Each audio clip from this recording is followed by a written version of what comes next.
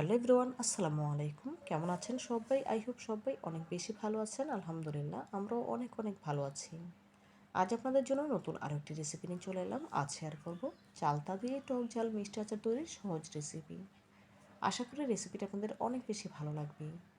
তো বন্ধুরা, কথা না বাড়িয়ে চলুন আচার তৈরির মূল প্রস্তুত প্রণালীতে যাওয়া যাক। আচার তৈরি করার জন্য এখানে দুটি পাকা চালতা নিয়েছি। দেখি বুঝতে পারছেন। এখন এই চালতাগুলো কেটে খোসা ছাড়িয়ে নিতে হবে। প্রথমে চালতাগুলো কেটে ছোটো ছোটো টুকরো করে নিয়েছি, তারপর খোসা ছাড়িয়ে নিচ্ছি। দেখুন আমি কিভাবে করে খোসা ছাড়িয়ে নিচ্ছি। চালতার ভেতরে যে আবরণটা আছে সেটা প্রথমে ছাড়িয়ে নিচ্ছি, তারপর বাইরের খোসাটা ছাড়িয়ে নেব।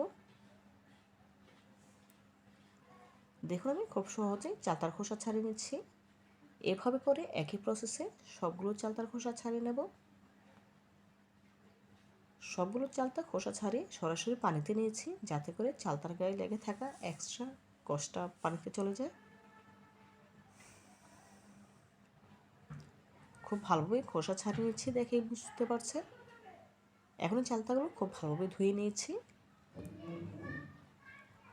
চালতাগুলো সেদ্ধ করার জন্য চুলায় একটি প্যান বসিয়ে পর্যাপ্ত পরিমাণে পানি দিয়েছি। পানিতে দিয়ে দিলাম খোসা ছাড়িয়ে রাখা চালতাগুলো।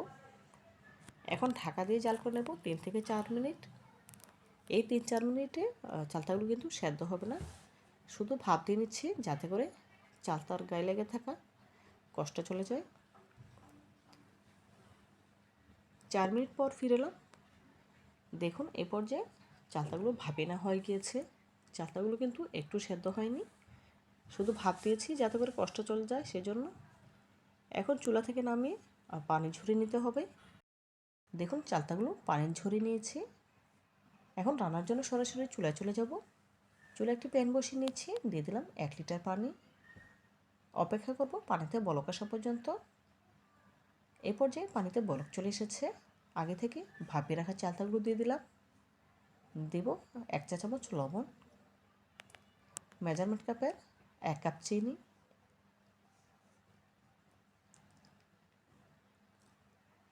দেব 50 গ্রাম সরিষার তেল। এই আচারটা তৈরি করতে বেশি পরিমাণে তেল লাগে না, 50 গ্রাম পরিমাণে তেল দিলেই যথেষ্ট। দিয়ে দিলাম 1/2 চা চামচ পাঁচফোড়নের গুঁড়া, 1/2 চা চামচ লাল মরিচের গুঁড়া, 3-4টে তেজপাতা ফ্লেভারের জন্য, 4টে শুকনো মরিচ টেলে গুঁড়ো করে নিয়েছি, দিয়ে দিলাম। এখন নেড়েচেড়ে নেব। দেখুন খুব ভালোভাবে নেড়েচেড়ে মিশিয়ে নিয়েছি। এখন ঢাকা দিয়ে জাল করে নেব।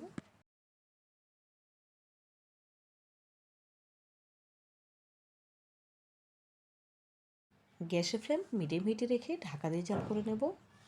মাঝে একবার ঢাকা তুলে নেড়েচেড়ে দিচ্ছি, যাতে করে চালতাগুলো সব দিকে সমানে সেদ্ধ হয়।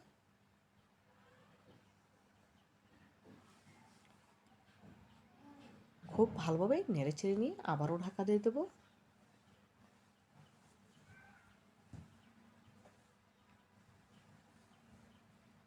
দেখুন এই পর্যায়ে চালতার আচারের কালারটা কিন্তু অনেকটাই চেঞ্জ হয়ে এসেছে, আর পানিটাও কিন্তু অনেকটাই টেনে এসেছে, দেখেই বুঝতে পারছেন। আবারও ঢাকা দিয়ে জাল করে নেব চিনি শিরাটা পুরোপুরি টেনে আসা পর্যন্ত। দেখুন বন্ধুরা, এই পর্যায়ে চিনি শিরাটা পুরোপুরি টেনে এসেছে, দেখেই বুঝতে পারছেন। চিনি শিরার কিন্তু ঘনত্বটা অনেক বেশি বেড়ে গেছে, আর চালতাগুলো পুরোপুরি সেদ্ধ হয়ে গিয়েছে। এখন এর সাথে অ্যাড করে দেব 1/2 চা চামচ পাঁচফোড়নের গুঁড়ো। যেহেতু শুরুতে 1/2 চা চামচ পাঁচফোড়নের গুঁড়ো দিয়েছিলাম, শেষের দিকে 1/2 চা চামচ দিলাম।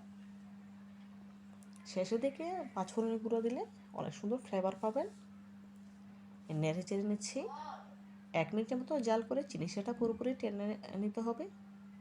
দেখুন এই পর্যায়ে চিনি শিরাটা পুরোপুরি টেনে এসেছে। কিছুটা ভেজা ভেজা থাকতেই চুলাটি বন্ধ করে দিতে হবে।